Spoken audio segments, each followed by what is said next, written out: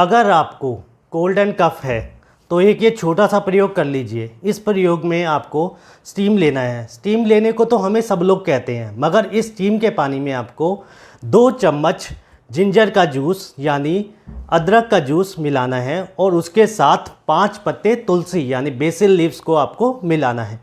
इस स्टीम को आपको दिन में 2 बार लेना है। इसके साथ आप 1 चम्मच हनी लीजिए और उसके अंदर 1 चम्मच जिंजर का जूस मिलाइए। जिंजर के जूस के साथ आप छोटी इलायची का पाउडर करके पीस के उसे इसके साथ मिलाइए। इस पेस्ट को आप 1 गिलास गर्म पानी में घोलिए और सिप सिप करके धीरे धीरे पीजिए। इसे आपको दिन में 4 बार पीना है और इस पूरे प्रयोग को आपको 1 हफ्ते तक करना है। और अगर इस प्रयोग से आपको वाकई ही अपनी कफ एंड कोल्ड में फ़र्क लगता है तो प्लीज़ मुझे कमेंट्स में बताइए। Thank you so much.